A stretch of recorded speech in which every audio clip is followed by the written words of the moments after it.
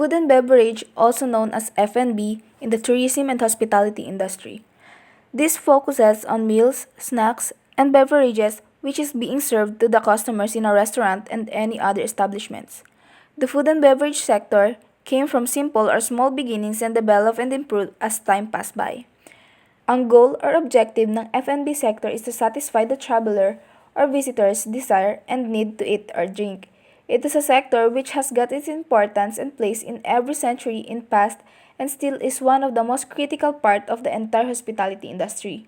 F&B area in any hotel or the restaurant is the one where the management of all needs that are in relation to any event, catering, or dining is undertaken. People's interests became diverse as decades passed. Same goes for the food and beverage sector. By the end of this chapter, the students should be able to trace the history of food and beverage industry, describe the different types of restaurant, explain the importance of franchising to the restaurant industry, discuss restaurant profitability and calculate food cost percentage, gross profit, and average guest check.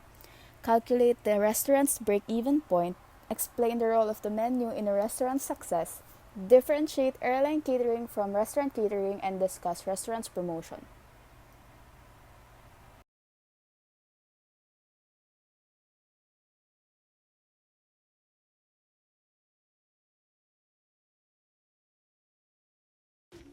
So guys, now I will be discussing the history of food and beverage sector in the ancient period. First is the Sumerians. The Sumerians became prosperous as well as skilled farmers and cattle breeders. Sumerian traders required the services of travelers, namely food, drinks, and shelters. They invented money and writing as a means of record and settled their business transactions. Alcoholic beverages or beer become the most consumed beverage in this society. The Sumerians came from Mesopotamia, now called the Iraq. The Sumerians invented the writing system which is called the cuneiform. Ang mga Sumerians ay ang kanilang pangunahing kinabubuhay ay farmers, which is mayaman sila sa agriculture na pangunahing nagbibigay ng wheat, barley, lentils, beans, garlic, onions at sila rin ay mga cattle breeders na nagbibigay rin ng supply ng gatas at karne. The early traders. In 2000 BC, a considerable amount of trade had developed among the people of the Middle East. Many become traders of exotic food. Some enterprising individuals set up the caravanserai. Caravanserai, roadside inn where travelers could rest and recover. Travelers also called as caravaners. So the second one is the Egyptian Empire. By 3200 BC, various groups had been united under one government ruled by a pharaoh, the Egyptian term for the king. They were the first to see that the food services and lodging should be provided to travelers. Yung pharaoh is yun yung kalbo. So yung Egyptian, sila ang nagsimula na magbigay ng food services sa mga travelers na pumupunta sa Egypt noon, unang panahon. So the last one is the Roman Empire. In 146 BC, after many years of conflict, Greece became a Roman protectorate. The Romans constructed elaborate inns along the main roads for officials and couriers of the Roman government in the ruins of Pompeii. There are many small restaurants that are similar to the fast food at present. In ancient Persia, large caravans carried elaborate tents that were used along caravan routes. So, noong Roman Empire ay meron ng fast food and restaurant na ino-offer sa mga caravans. Caravans route, which is yung caravaners, which is yung mga travelers. So now, let's proceed to medieval period during Dark Ages. The Roman Catholic took over the job of feeding and housing travelers. Members of the religious orders planted crops like vegetables and herbs. They also raised animals for meat and grew grapes for their wine. Medieval guilds opened houses to receive pilgrims. When we say pilgrims, this is a person who journey to some sacred places as an act of religious devotion, like the Holy Land. And now, let's go on to Renaissance period. There were no restaurant or dining establishment during this time. In this period, the concern is all about table manners and rules to be observed at the dinner table, including no spitting across the table, no dipping meat directly into the salt dish, and no picking one's teeth with a finger or knife. Early modern period 1600s to 1800s. In the 16th century, a type of eating place for commuters or a person who travels some distance to work on a regular basis has been dining to a place called ordinary which appeared in England. Naimpluwensyahan na rin ng kape at tsaa ang culinary habit sa Western Europe. And during the next century, mas yumabong ang mga pagtatayo ng coffee houses sa buong Europe. The first English coffee house was in St. Michael's Alley in London in 1652. In 1683, Kolschitzky opened the first coffee house in Central Europe. And during the 17th century, nagkaroon na ng changes sa food service elements ng hospitality industry sa Europe noong taong 1765. Boulanger, he is recognized as the first to create the first restaurant, who operated a small business which sold soups and broths in Paris. Boulanger was preparing and selling a ragout, a highly seasoned dish of meat cut into a small pieces and stewed with vegetables, na kung saan maaari nating maikumpara ang ragout sa isang menudo. And also, ragout can only be sold by trattours or a restaurant, or we can say na it can also be sold by caterers. 18th century, yumabong ang restaurant business sa parteng Pransya, na kung saan another type of food service establishment which developed in France was the cafe. This development in France in the 18th century marked the beginning of the modern restaurant industry. Next, modern period. 19th century. In this century, public dining was not popular. Many hotels were constructed without dining facilities. In London, more luxurious hotels began to appear. One of the best-known hotels was the Savoy, which was opened by Richard the Oily Cart in 1889. Although the modern hotel was an American invention, the European contributed the European plan. 20th century. In 1921, Walter Anderson and Billy Ingraham began the White Castle hamburger chains.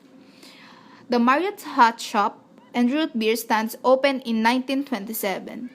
J. Willard Marriott opened the Nine-Stool Root Beer stand that grew into the Hot Shops restaurant chain and evolved into today's Marriott's International Hotel Company. In 1925, Howard Johnson opened his original restaurant in Wollaston, Massachusetts. In 1934, the Rainbow Room opened, in which this Art Deco restaurant supported the re-emergence of New York as the center of power and glamour.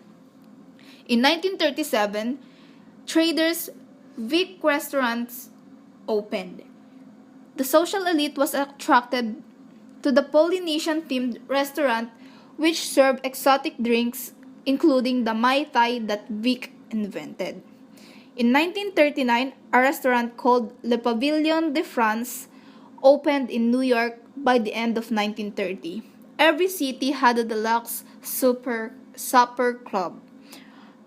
After the World War II, there was a rapid development of hotels and coffee shops in which they sprung up in almost every highway intersection. The Four Seasons also opened in 1939. During the 1990s, the recession started, in which this period is between the peak and the trough, which began in 1989. Since 1983, the economic recovery was strong. There are two types of food and beverage providers, yung commercial and non-commercial food service. Yung commercial food service, ito yung mga businesses na primarily focus sa food and beverage service. Tapos, it consists of quick service and full service restaurants, catering, and drinking businesses. Yung quick service restaurants, ito yung mga fast food restaurants na commonly natin na nakikita sa labas. Katulad na lang ng McDo, Jollibee, Burger King, and many more. Tapos yung full service restaurants, ito yung mga restaurants na nagre-reflect ng desired experience ng customer. Considered siya as fancy and luxurious kasi isa siya sa may pinaka high consumer expectation. Example nito is yung fine dining restaurants, family restaurants, ethnic restaurants, tsaka yung upscale casual restaurants. While yung catering naman, serve siya by a certain company. Tapos compare sa mga nabanggit na providers kanina, yung pagkain sa catering is siniserve at the same time. Tapos, yung catering can be done siya on-site or at a special location, depende sa demand ng client. Tapos, yung beverage providers naman, ito yung mga bars, wine bars, cabarets, nightclubs, and pubs. Yung non-commercial food service naman, nagsiserve din siya ng both food and beverage, pero hindi yun yung main business nila. It consists of accommodation and vending or automated food service. Yung accommodation food service, halimbawa, yung mga hotel establishments, diba nagsiserve sila ng food tsaka ng beverage. Commonly, may collaboration lagi sa hotel establishment tsaka sa restaurant businesses. Tapos yung vending or automated food service naman is yung mga vending machines na nakikita natin sa motels, hotels, transportation stations, tsaka sa iba pang lugar kung saan conveniently na makaka-purchase yung tao ng food tsaka ng inumin. Before I discuss airline catering, airplane galleys, and flight kitchens, meron munang short video na ipapakita sa inyo para mas maintindihan nyo ang topic na to. Ever look at the beverage cart on a plane and see it piled high with tomato juice? It's not a common juice like orange or apple. So why are so many people drinking it in flight? The main goal of a business Put simply, is to gain profit. your taste In changes order for your while you're in the air. business to be successful, And there's you a need to look at biological the reason for that. profitability, especially when it comes to If you grab a bite before your flight, you probably have First an is the idea food of what it cost will per taste like. stage. It often But once you're in the air, measures your sense of restaurant taste marketing isn't the success. same as it is on It the is the ground. cost of A food lot of sold. factors To on the plane are determine all the coming value together food to cost per suppress day your sense of can be smell, for a day, which a makes week, up a or large month, portion and the of sales our for sense the of same taste. period, and Think then back to the last multiply it time by you had a 100. cold. Food Remember how cost you couldn't taste percentage anything is because your nose was basically clogged the up? cost of resources When to you make have a up weakened your sense of profit. smell, Second your is the perception of gross profit. taste is It the reduced. selling price So of an your item, in-flight less nose its is similar to your cost. nose when you have a cold, Third is but the labor hopefully with cost. less phlegm. Of course, when you open Let's up start a with the restaurant cabin, business, which you is should have a extremely staff to dry. accommodate customers. Drier than some To ensure deserts that you dry. gain a revenue, The dry cabin combine the dries labor out your cost nasal and food passages, cost, then which means your subtract it taste with the buds sales become less revenue to perceptive. determine the But gross that's not the profit. only part of the cabin suppressing your sense of taste. The low cabin pressure actually decreases the levels of oxygen in your blood, which means your olfactory receptors, the part of your nervous system that responds to smells, become less sensitive, which actually weakens your sense of smell. But it's not just the environment inside the cabin that's affecting your senses. The noise coming from the engine isn't helping either. A 2010 study tested people's sense of taste both inside and outside a simulated plane cabin. The researchers found sensitivity to sweet and salty food was reduced by 30% while in the cabin. And that weakened sense of taste can cause a lot of problems for airline caterers, who have to modify every recipe to account for it. To top it off, not every flavor is affected equally. Some ingredients, like curry and lemongrass, actually become more intense in the sky, while cinnamon, ginger, and garlic tend to maintain their taste. Some airlines will use naturally intense flavors, like certain fruit and vegetable oils and concentrates, which helps to lessen the amount of extra salt a recipe might need. So what does tomato juice have to do with all of this? Well, tomato juice tends to have a savory flavor, referred to as umami. It's one of the 5 categories of taste, along with sweet, sour, salt, and bitter. A 2015 study found that with umami, the taste phenomenon is actually reversed. Umami is actually enhanced in the air. So, the next time you're on a flight, give the tomato juice a try. And don't get too upset if your meal doesn't taste as good as you hoped. The chefs are just trying to accommodate for something you didn't know was happening right underneath your nose.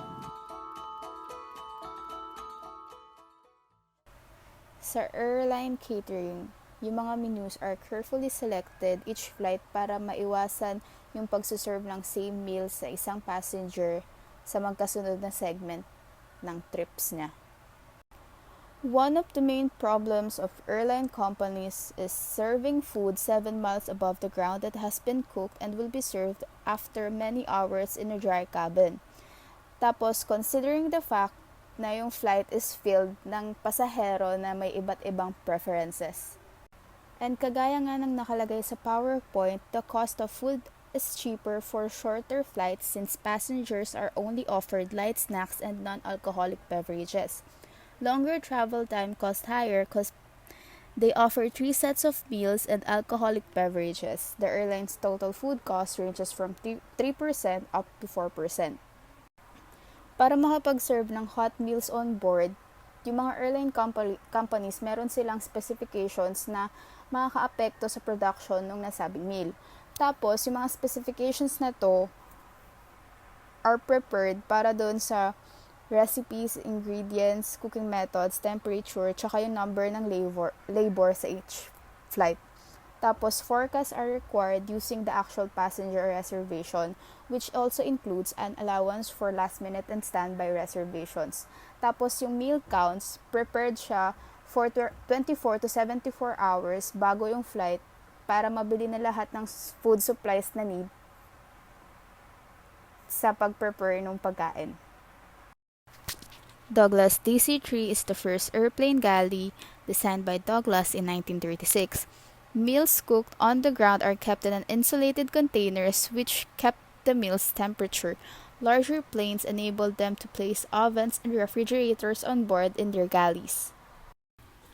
The first airline flight kitchen was opened by Marriott in the late 1930s in Washington, D.C. Hoover Field Airport. He noticed that passengers would come to his restaurant before boarding the plane because meals are not offered in flight. He made an offer to Eastern Air Transport that he would prepare lunch boxes that would be served to their passengers. In the present time, Marriott in-flight service has now approximately 100 flight kitchens, which caters 150 airlines and serve 100 million meals a year. Some airline companies have their own equipment or their own flight kitchen. Some airlines contract with other companies and some of them turn over to outside caterers because airline kitchens are not big and efficient.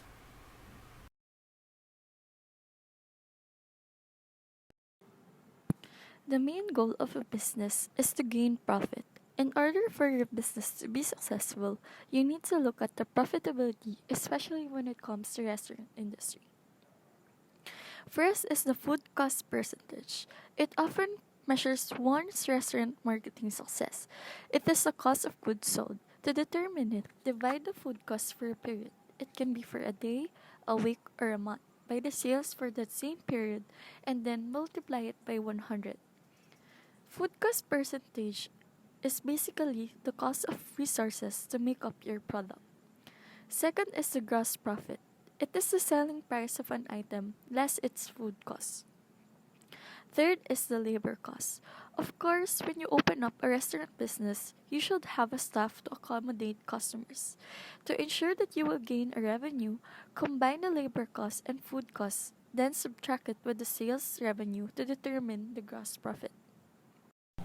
Average check is the average transaction amount that is calculated by dividing the total number of sales by the total number of guests and can be measured daily, weekly, monthly, or year over year. The break-even point in economics, business, and specifically cost accounting is the point at which total cost and total revenue are equal. While menus or menu are a list of the dishes served at a meal, or it is called bill of fare.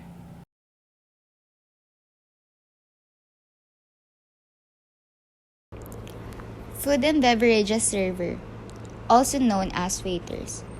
They are responsible for providing the foods to the customers. Sila rin po nagtitake ng orders, collecting bills, cleaning tables, serving foods, entertain the customers. Sila rin yung pwede mong tanungan ng information about sa food na ino-offer nila.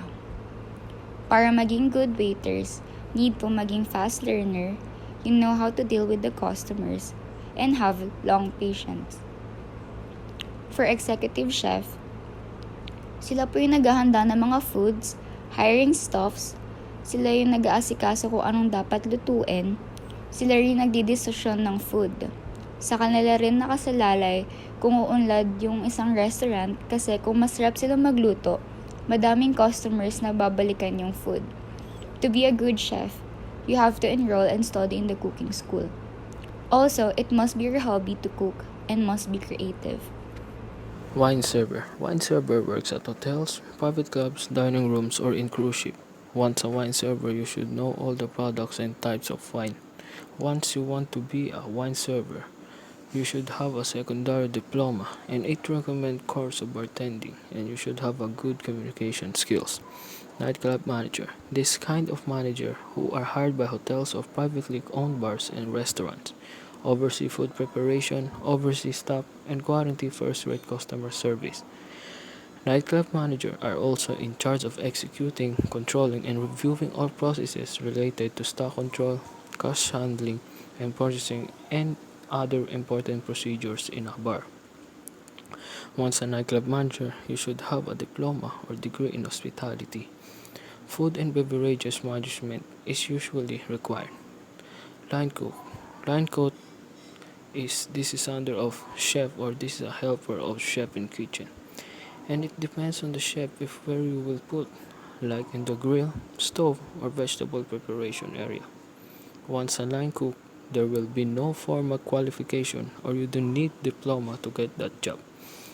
Kitchen helper. This is just like a line cook. You can cook with the chef, but this type of job, you can do dishwashing or to be a cleaner of the kitchen. And once a kitchen helper, you just need a high school diploma or a GED with proven experience helping in kitchen settings and food handler's license. Catering manager. A catering manager focuses in managing the day-to-day operations of catering services in restaurants, hotels, resorts, or any other parts of the F&B industry. Though this position has almost the same responsibilities as the beverage services manager, the difference is that the catering manager focuses on optimizing quality of food, services, and performances of their outlets towards the customers. Beverage services manager. If a catering manager focuses on making sure that the high quality of food, excellent services, and great performance of their outlets is being served, beverage service manager, on the other hand, mainly focus on serving high quality beverages, new beverage menus, and proper training of the staff. It is part of their responsibility to have a full knowledge on the latest popular alcohol and non-alcoholic beverages that will capture the customer's desires. Bartenders. Bartenders are the ones who are mostly seen in the beverages areas, as it is their responsibility to mix in pour alcoholic and non-alcoholic beverages according to the guest requests. It is most important to have knowledge in drink recipes and be able to accurately mix the drinks of the guests without any waste. Baker. Bakers are basically assigned to prepare breads, rolls, muffins, and any other baked goods, whether it will be tried and true recipes or a new one created by the baker themselves. In this position, it is expected to specialize in having knowledge in creating one or two types of baked goods. It is part of their responsibility to order and maintain the supplies to be used during baking.